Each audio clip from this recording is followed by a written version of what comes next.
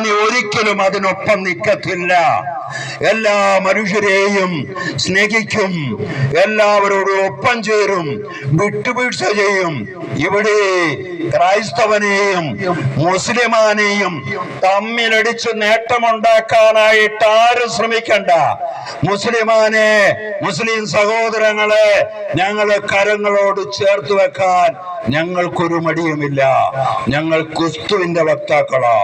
ക്രിസ്തുവിനെ സ്നേഹിക്കുന്ന, ക്രിസ്തീയ വിശ്വാസം പേറുന്ന, അത് മനുഷ്യ സ്നേഹത്തിന്റെ പൂർണ്ണതയും മനുഷ്യ നന്മയുടെ ആർദ്രതയുമാണത്. ആ നന്മയാണ് ഞാൻ പറഞ്ഞത്.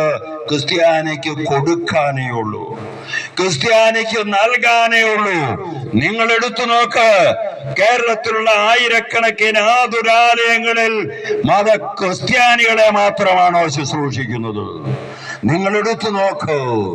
ഏതൊരു മനുഷ്യന്, ആരോരുമില്ലാത്തവര്, വേദനിക്കുന്നവര്, ഉപേക്ഷിക്കപ്പെട്ടവര്, മാനസിക രോഗികള്, രോഗപീഠകളാൽ വലയുന്നവര്, വിലാപത്തിന്റെ കണ്ണുനീരിൽ കഴിയുന്നവര്, അവരെല്ലാം ചേർത്ത് വെച്ച് ശുശ്രൂഷിക്കുന്ന മാടപ്രാവുകളെ പോലുള്ള കന്യാസ്ത്രീമാരെ നിങ്ങൾ മനുഷ്യക്കടത്തിന്റെ പേരിൽ ജയിലിൽ അടച്ചോ?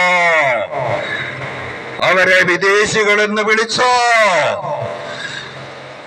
എന്റെ പ്രിയരെ, ഇത് ദൈവത്തിനു നിരക്കാത്ത പ്രവൃത്തിയാണിത്. ഇത് ദൈവം, അത്യുന്നതനായ ദൈവം സ്വർഗത്തിൽ നിന്ന് ഇടപെടുന്ന കാര്യമാണിത്. മഹത്തായ സംഭാവന നൽകുന്ന മാടപ്രാവുകളെ പോലെയുള്ള കന്യാസ്ത്രീമാര്, അവര് നടത്തുന്ന വിദ്യാലയങ്ങളില് എത്ര നല്ല വ്യക്തിത്വമാണ് ഫോർമേഷൻ നൽകുന്നത്. അവർ പഠിപ്പിക്കുന്ന വിദ്യാലയങ്ങളിൽ നിന്നാണ് ഉന്നതരായ ആളുകൾ പുറത്തേക്ക് വരുന്നത്. ആരൊക്കെയാ? ഇപ്പോൾ മഹാത്മാഗാന്ധി ക്രൈസ്തവ സ്കൂളുകളിൽ പഠിച്ച് അത്രയേറെ മാന്യമായി ഈ ലോകത്തിലുള്ള എല്ലാ മനുഷ്യരെയും ചേർത്ത് ഈ വിപ്ലവ തത്വജ്ഞാനികളുടെ തത്വത്തെ അപ്പാടെ അട്ടിമറിച്ചുകൊണ്ട് ലോകത്തിന്, ഇന്ത്യ രാജ്യത്തിന് സ്വാതന്ത്ര്യം നേടിത്തന്ന ഗാന്ധി എന്താ? അഹിംസാ സിദ്ധാന്തം, അക്രമരഹിത സമരം, അതെല്ലാം ക്രിസ്തുവിന്റെ വചനമുള്ളിൽ വഹിച്ചുകൊണ്ട് ആരെല്ലാം ലോകത്തിൽ ഉന്നതരായിട്ടുണ്ടോ അവരെല്ലാം ഈ ക്രിസ്തുവിന്റെ വചനത്തിന്റെ സാരാംശം ഉള്ളിൽ വഹിക്കുന്നവരാ.